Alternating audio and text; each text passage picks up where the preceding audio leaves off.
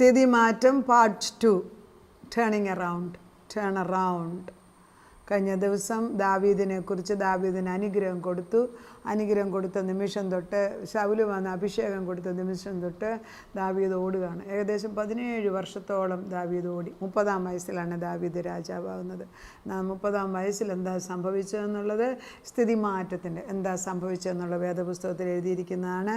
അത് അധ്യായം 1 സാമുവേൽ 30-ാം അധ്യായത്തിലാണ് ടേൺ അറൗണ്ട് അല്ലെങ്കിൽ സ്ഥിതിമാറ്റം ഉണ്ടാകുന്നത്. ദൈവം നമുക്ക് അനുകൂലമാകുമ്പോൾ ഒരു സ്ഥിതിമാറ്റം ഉണ്ടാകും. അത് ഒരു രാത്രി കഴിയുമ്പോൾ ഒരു പ്രകാശം വരുന്നത് പോലെ പെട്ടെന്നൊരു സ്ഥിതി മാറ്റം. ഗോഡ് ഓഫ് സഡൻലീസ് എന്ന് പറയും. പെട്ടെന്ന് ദൈവം സ്ഥിതി മാറ്റിത്തരും.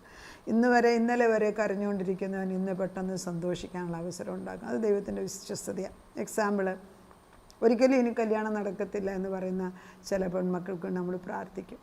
പെട്ടെന്ന് ദൈവം കല്യാണം നടത്താൻ വേണ്ടി ഒരു ചെറുക്കനെ കൊണ്ട് 2 ആഴ്ച കൊണ്ട് കല്യാണം നടത്തിയിരിക്കും. കർത്താവിൻ്റെ വിശ്വസ്തത, സ്ഥിതി മാറ്റം. അതായത് എന്നും ഇവളിങ്ങനെ തന്നെ നിൽക്കുമെന്ന് പറയുമ്പോൾ ഒരു സ്ഥിതി മാറ്റം. മക്കളുണ്ടാകത്തില്ല എന്ന് പറയുന്നിടത്ത് പെട്ടെന്ന് കർത്താവ് ഒരു ഗർഭം ധരിപ്പിക്കാനുള്ള അവസരം കൊടുക്കും. കർത്താവിനുള്ള വൈദ്യനെ കാണിച്ചു കൊടുക്കും. അതിന് വേണ്ടത് ചെയ്തു കൊടുക്കും. കർത്താവ് ഒരു കുഞ്ഞിനെ കൊടുക്കും. സ്ഥിതി മാറ്റം. എന്നേക്കും മച്ചിയായി എന്ന് പറയേണ്ടിയവളെ അമ്മയെന്ന് വിളിക്കുവാനുള്ള അവസരം. ഇതൊക്കെ സ്ഥിതി മാറ്റങ്ങൾ. നമ്മുടെ എല്ലാവരുടെയും ജീവിതത്തിൽ സ്ഥിതി മാറ്റങ്ങൾ ഉണ്ടാകുന്നുണ്ട്. ദാവീദിൻ്റെ ജീവിതത്തിൽ അങ്ങനെയാണ് സ്ഥിതിമാറ്റം ഉണ്ടാകുന്നത്.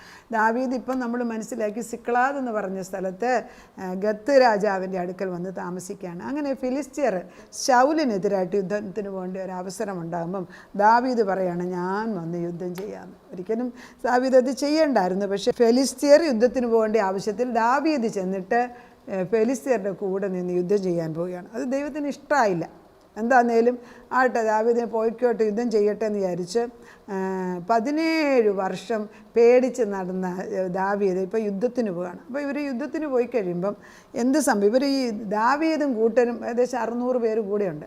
അവർ യുദ്ധത്തിന് ചെല്ലുമ്പം അവിടെയുള്ള ഈ ഫെലിസ്ത്യർ പറയാണ്, ഇവനെ വിശ്വസിക്കാൻ കൊള്ളുമോ?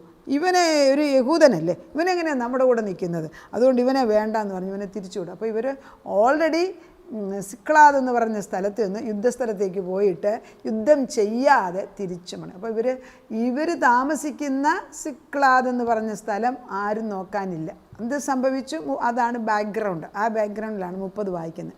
ദാവീദും അവൻ്റെ ആളുകളും 3-ാം ദിവസം സിക്ലാഗിലെത്തിയപ്പോൾ അമാലേക്കർ തെക്കേ ദേശവും സിക്ലാഗും ആക്രമിച്ച് സിക്ലാഗിനെ ജയിച്ച് അതിനെ തീ വെച്ച് ചുട്ടുകളഞ്ഞിരിക്കുന്നു. അപ്പം ഈ ദാവീദ് യുദ്ധം ചെയ്യാനായിട്ട് ഫെലിസ്ത്യറിന് കൂട്ടിന് പോയപ്പം ഇപ്പുറത്ത് ദൈവം തമ്പുരാൻ ആ ദാവീദിനെ ഒരു പാഠം പഠിപ്പിക്കുകയാണ്. ഇങ്ങപ്പുറത്തൂടെ അമാലേക്കർ എന്ന് പറഞ്ഞാൽ അങ്ങേറ്റം ദുഷ്ടത ചെയ്യുന്നവരാണ്. ആമറൈറ്റ്സ് എന്ന് പറഞ്ഞാൽ ഇവരുടെ അത്രയും ദുഷ്ടത ചെയ്യുന്നവരാണ്. അപ്പോൾ ഈ അമാലേക്കരെ വിളിച്ച് അവർ വന്നിട്ട് ഇവിടെ ഉള്ളതെല്ലാം ചുട്ട് കളഞ്ഞു. അതായത് ഇവരുടെ സ്ഥലമെല്ലാം ഓർക്കണം. ഇവിടെ എല്ലാം വെറും റെഫ്യൂജീസായിട്ട് താമസിക്കുകയാണ്. ഒരു നല്ല സുഖമുള്ള ജീവിതമൊന്നും അല്ല. പക്ഷെ ദൈവം വിചാരിച്ചാണ് ഈ ജീവിതം മതിയാക്കിയെന്ന്. എന്തെങ്കിലും ആയിട്ട് ദൈവം അവിടെയുള്ള വലിയവരും ചെറിയവരുമായ സ്ത്രീകളെ പിടിച്ചുകൊണ്ട് തങ്ങളുടെ വഴിക്ക് പോയതല്ലാതെ ആരെയും കൊന്നില്ല. ദൈവത്തിൻ്റെ കൈ അവിടെ ഉണ്ട്. അപ്പോൾ ദാവീദിൻ്റെ ഭാര്യയാട്ടെ, മക്കളെയാട്ടെ, മറ്റുള്ളവരുടെ ഭാര്യമാരെ ആട്ടെ ഒന്നിനും കൊന്നില്ല. സ്ത്രീകളെ പിടിച്ചുകൊണ്ട് തങ്ങളുടെ വഴിക്ക് പോയതല്ലാതെ ആരെയും കൊന്നില്ല. ദാവീദും അവൻ്റെ ആളുകളും പട്ടണത്തിലേക്ക് വന്നപ്പോൾ അത് തീ വെച്ച് ചുട്ടിരിക്കുന്നതും ഭാര്യമാരെയും പുത്രന്മാരെയും അടിമകളായി കൊണ്ടുപോയിരിക്കുന്നവരും കണ്ടു. അപ്പോൾ ദാവീദും കൂട്ടരും തിരിച്ചു വന്നപ്പോൾ എന്ത് പറ്റി? വേണ്ടാത്ത യുദ്ധത്തിന് പോയതിനാൽ ദൈവം ഇങ്ങപ്പുറത്തോട് വേറെ ശത്രുക്കളെ അയച്ച്, അമാലേക്കരെ അയച്ചിട്ട് അവരുടെ ദേശത്തുള്ള സകലത്തിനെയും ചുട്ടുകളയിപ്പിച്ചു. എങ്കിലും ഭാര്യമാരെയും മക്കളെയും ചുട്ടുകളഞ്ഞില്ല. കർത്താവ് ഒരു കൈ വെച്ചിട്ടില്ല എങ്കിൽ അവരെയും കൊന്നേനെ. പക്ഷെ ദൈവത്തിനറിയാം എന്താ. ഓരോ ആപത്ത് വരുമ്പോഴും നമ്മൾ പറയണം, കർത്താവേ നിൻ്റെ കൈയില്ലായിരുന്നു, ഇതിൽ കൂടുതൽ വരുമായിരുന്നു. എന്നും നന്ദിയുള്ളവരായിരിക്കെങ്കിൽ ആപത്ത് കൂടാതെ രക്ഷിക്കുകയും ചെയ്യും. അപ്പോൾ ദാവീദും കൂടെയുള്ള ജനവും കരയുവാൻ ബലമില്ലാതാകുവോളം ഉറക്കെ കരഞ്ഞു. അപ്പോൾ ആണുങ്ങൾ കരയുമോ എന്ന് ചോദിച്ചാൽ ആ വേദപുസ്തകത്തിൽ എഴുതിയിട്ടുണ്ട്. തിരിച്ചു വന്നപ്പോൾ അവിടെ ഒന്നുമില്ലല്ലോ, എല്ലാം കരിഞ്ഞ് കിടക്കുക. അവർ നെഞ്ചത്തടിച്ച് ഉറക്കെ കരഞ്ഞു. വേദപുസ്തകത്തിന് അവർക്കിനി ഉറക്കെ കരഞ്ഞിട്ട് ഇനി ബലമില്ലാത്തടത്തോളം കരഞ്ഞെന്ന്. അപ്പോൾ ദാവീദും കൂടെയുള്ളവരും കരവാൻ ബലമില്ലാതാകുവോളം ഉറക്കെ കരഞ്ഞു. നമ്മുടെയൊക്കെ ജീവിതത്തിൽ മറ്റുള്ളവരുടെ മുമ്പിൽ നമ്മളെ ലജ്ജിപ്പിച്ച് ഇല്ലാതാക്കുമ്പം നെഞ്ചു പൊട്ടി കരയുന്ന അവസരങ്ങൾ ഉണ്ടായിട്ടില്ലേ? മക്കളെ ഓർത്ത് കരയുന്നവരില്ലേ? കടബാധ്യത കൊണ്ട് വീട് വിറ്റിട്ട് പുറത്തിറങ്ങേണ്ടി, ജപ്തി ചെയ്തിട്ട് റോഡിലിരുന്ന് കരയുന്നവരില്ലേ? ഉണ്ട്, അനേകരെ എനിക്കറിയാം. മറ്റുള്ളവരുടെ മുമ്പിൽ പറയാൻ വയ്യാത്ത ഭാരങ്ങളും കൊണ്ട് നടക്കുക. എന്നാണ് ഈ ബോംബ് പൊട്ടുന്നതെന്ന് വിചാരിച്ച് നടക്കുന്നവരില്ലേ? ദൈവം പറയുന്നത്, ഞാൻ ഐ ആം ഇൻ കൺട്രോൾ, ഞാനാണിന്ന് നിയന്ത്രിക്കാൻ പോകുന്നത്. ഇന്നു മുതൽ ഈ വചനം കേൾക്കുന്നവർക്ക് അതൊരു ദൂതായി മാറുകയാണ്. ഇസ്രായേൽക്കാർ അത് കഴിഞ്ഞിട്ട് പിന്നെ ദാവീദ് കരയുന്നു, എല്ലാവരും എടുത്തുകൊണ്ട് പോയി. അവർക്ക് വലിയ സങ്കടമായി. അതോടുകൂടി ദാവീദിൻ്റെ കൂടെയുള്ളവർക്കെല്ലാം ദാവീദിനോട് ദേഷ്യം വന്നിട്ട് ദാവീദിനെ പോലും കൊല്ലണം എന്ന് അവർ വിചാരിക്കുകയാണ്. അപ്പോൾ നമ്മുടെ കൂടെ ആരും നിൽക്കത്തില്ല ദാവീദിനെ കൊല്ലാൻ വിചാരിക്കുക. അപ്പം ദാവീദിന് ഇനി എന്ത് ചെയ്യണം എന്നറിയാൻ വയ്യ. ദാവീദ് വലിയ കഷ്ടത്തിലായി. ജനത്തിൽ ഓരോരുത്തൻ്റെ ഹൃദയം താൻ്റെ പുത്രന്മാരെയും പുത്രിമാരെയും കുറിച്ച് വ്യസനിച്ചിരിക്കുന്നത് കൊണ്ട് അവനെ കല്ലെറിയണമെന്ന് ജനം വിചാരിച്ചു. ദാവീദോ തൻ്റെ ദൈവത്തോടെ യഹോവയിൽ ധൈര്യപ്പെട്ടു. This is a very important point. അതായത് ദാവീദിൻ്റെ കൂടെ നിന്ന സൈന്യങ്ങൾ എല്ലാവരും ദാവീദിനെതിരായി. അങ്ങനെ ഒരു സിറ്റുവേഷൻ ചിലപ്പം ദൈവം ഉണ്ടാക്കും, നമ്മൾ സഹായിക്കാൻ ആരും ഇല്ലാത്ത സഹായം. അപ്പം ദാവീദ് ബലപ്പെടാൻ ഇനി ഇടതോട്ടും വലതോട്ടും, ഭാര്യമാരില്ല, മക്കളില്ല, കൂടെ നിന്ന സഹായികൾ ആരുമില്ല, എല്ലാവരും മാറി കല്ലും പിടിച്ച് അവർ നിൽക്കുകയാണ് എറിയാൻ വേണ്ടി. അപ്പോൾ ദാവീദ് ദൈവത്തിലേക്ക് തിരിഞ്ഞു. സ്ഥിതിമാറ്റം. നിൻ്റെ ഹൃദയം യഥാർത്ഥത്തിൽ ചെന്ന് മാറിൻ്റെ അടുത്ത് മാറട്ടെ. മനുഷ്യരിൽ ആശ്രയിച്ച്, നിൻ്റെ ഭാര്യയിലോ ഭർത്താവിലോ കൂടുതൽ ആശ്രയിച്ച്, നിൻ്റെ കഴിവിലോ നിൻ്റെ പണത്തിലോ കൂടുതൽ ആശ്രയിച്ചെങ്കിൽ ദൈവം അവയെല്ലാം എടുത്തു മാറ്റുന്ന ഒരു സാഹചര്യം വരും. അങ്ങനെ സംഭവിച്ചപ്പോൾ എന്ത് തെറ്റി? ദാവീദ് അഹീമേലേക്കിൻ്റെ മകനായ അബാദാൻ പുരോഹിതനെ വിളിച്ചിട്ട് ഏഫോദ് എടുത്ത് കൊണ്ടുവരാൻ പറഞ്ഞു. അവർ പ്രാർത്ഥിച്ചു. അവർ പ്രാർത്ഥിച്ചപ്പോൾ എന്നാരെ ദാവീദ് യഹോവയോട് ചോദിച്ചു, ഞാൻ ഈ പരീക്ഷയെ പിന്തുടരണം, അവരെ എത്തിപ്പിടിക്കുമോ എന്ന് ചോദിച്ചു. പിന്തുടരുക, നീ അവരെ നിശ്ചയമായി എത്തിപ്പിടിക്കും, സകലവും വീണ്ടുകൊള്ളൂ എന്ന് അരുളപ്പാടുണ്ടായി. അങ്ങനെ ദാവീദ് ഈ കഷ്ടസമയത്തിൽ ദാവീദ് ചെയ്ത ഏറ്റവും വലിയ മനോഹരമായ കാര്യം ദൈവത്തെ ആശ്രയിച്ചു എന്നുള്ളതാണ്. അത് തന്നെയാണ് എന്നെ സത്യം പറഞ്ഞാൽ അവിടെ പെട്ടെന്ന് നിർത്തണം, അത്രമാത്രമുണ്ട്. ദൈവത്തോട് ചോദിച്ചിട്ട് ദൈവം പറയുന്നത് ചെയ്യാൻ നമ്മൾ തയ്യാറായോ, പിന്നെ എന്ത് വന്നാലും നമുക്ക് പേടിക്കേണ്ട ആവശ്യമില്ല. He is in absolute control. അങ്ങനെ ദൈവം പറഞ്ഞ് പരീക്ഷയെ പോയി അവനെ പോയി യുദ്ധം ചെയ്തോ, നീ ജയിക്കുമെന്ന്. അങ്ങനെ ദാവീദ് അവനെ വെട്ടിക്കൊന്ന് യുദ്ധം ചെയ്ത് ജയമെടുക്കുന്നതാണ് ഈ സിക്ലാഗ് സംഭവിച്ചത്. അതാണ് ദാവീദിൻ്റെ ജീവിതത്തിലെ ഏറ്റവും വലിയ സ്ഥിതിമാറ്റം. അന്ന് തൊട്ട് ദാവീദിൻ്റെ ജീവിതത്തിൽ ഉയർച്ചയാണ്. പിന്നെ ദാവീദ് രാജാവാകുന്നു. ഇസ്രായേൽ യഹൂദന്മാരുടെ ദാവീദ് പട്ടണം ഉണ്ടാക്കുന്നു, യെരുശലേം ക്യാപിറ്റലാക്കി മാറ്റുന്നു. ദാവീദിൻ്റെ രാജഭരണത്തിലാണ് ഏറ്റവും കൂടുതൽ ടെറിട്ടറി അല്ലെങ്കിൽ സ്ഥലം രാജാവ് ഏറ്റെടുത്തത്. ദാവീദ് പല യുദ്ധങ്ങൾ ചെയ്തു. ആ യുദ്ധത്തിലെല്ലാം ദൈവം ജയം കൊടുത്തു. ഒരു ടേൺ അറൗണ്ട് നമുക്കുണ്ട്. നമുക്ക് ഇന്ന് ദൈവത്തിൻ്റെ ആത്മാവിൽ ഒരു പുതിയ ടേൺ അറൗണ്ട് ഉണ്ടാകട്ടെ, ഒരു change. I will come out.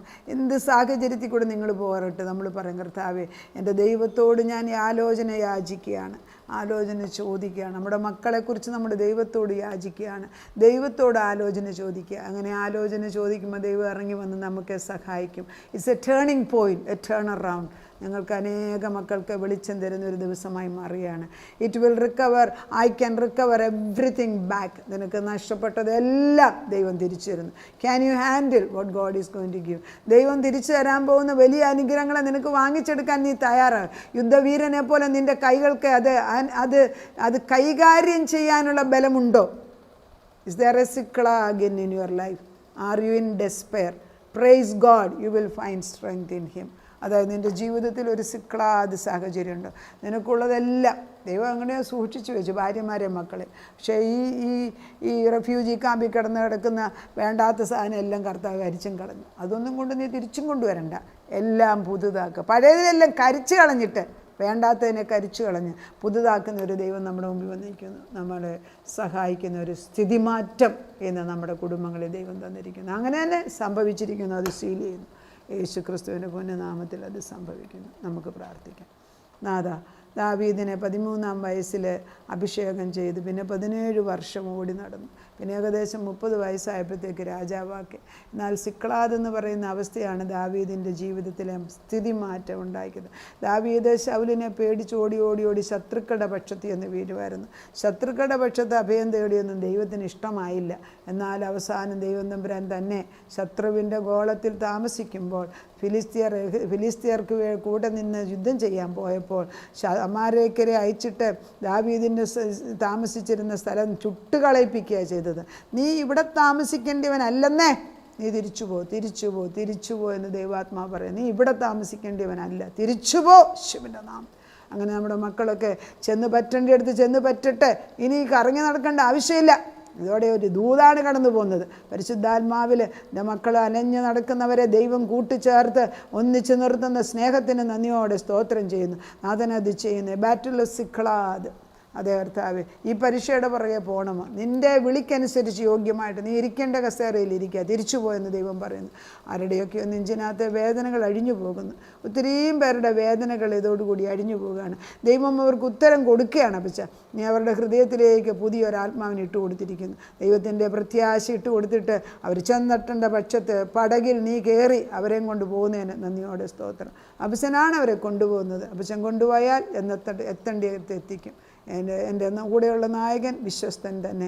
അവൻ ഇറ്റേണൽ ഗോഡ്, ഒരിക്കലും മാറ്റമില്ലാത്ത അത്ഭുത മന്ത്രി, വീരനാം ദൈവം, നിത്യപിതാവേ, സമാധാന പ്രഭു.